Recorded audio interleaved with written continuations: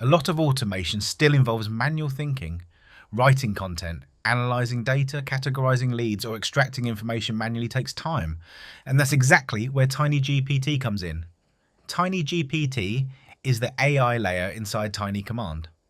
Just like you use ChatGPT or Claude to generate content, answer questions, or process information, TinyGPT lets you do the same thing directly inside your workflows, forms, agents, and automations. So let's quickly add it to a workflow. I'll start with a manual trigger, then click Add Node, go to the AI section and select TinyGPT. Now, before configuring it, here's what TinyGPT can actually do.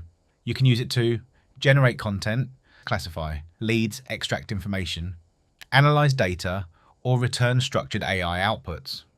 For example, you could generate LinkedIn posts or emails, identify whether a lead is hot or cold, or automate AI-based decisions inside workflows. When setting it up, there are two options: start from scratch or use pre-built templates. Templates are useful for common workflows like content generation, categorization, extraction, and Q&A assistance. But to understand how TinyGPT works, there are really just three important sections. The first is the system prompt. This defines how the AI should behave. For example, you are a professional customer support agent, or you're a LinkedIn content strategist. So this controls the tone, personality, and rules for the AI. The second section is the query. This is the actual task you want TinyGPT to perform. For example, write a LinkedIn post, summarize this content, classify this lead, extract email addresses. You can also pass dynamic values from previous workflow steps like form responses, API data, or variables.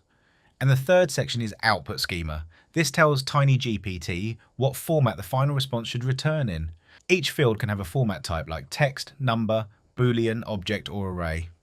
This is extremely useful because the outputs become clean and structured, making them easy to map into other nodes and automations.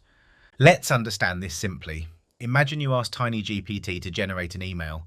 Now, an email usually contains subject, body, maybe CTA text. So inside output schema, we define fields like email subject and email body with format as text.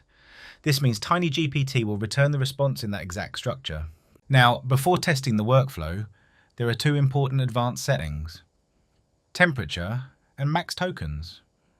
Temperature basically controls how creative the AI responses should be. Lower temperature gives more focused and consistent answers, which is useful for things like extraction, categorization, or calculations. Higher temperature gives more creative and flexible responses, which works better for content writing, brainstorming, or social media content. Then there's max tokens. This controls how long the AI response can be. Smaller token limits generate shorter responses, while higher limits allow TinyGPT to generate longer and more detailed outputs. So depending on your use case, you can adjust both settings accordingly. So let's do a quick example. I'll ask TinyGPT to generate a LinkedIn post about automation. In the system prompt, I'll define the writing style and tone. In the query, I'll ask it to write the actual post. Then in output schema, I'll define fields for the title, post content, and CTA. Once I run the workflow, TinyGPT generates everything in a structured format automatically, and now I can directly map those outputs into another node like LinkedIn publishing, email automation, or CRM workflows. So instead of manually writing and formatting content every time, the entire process becomes automated.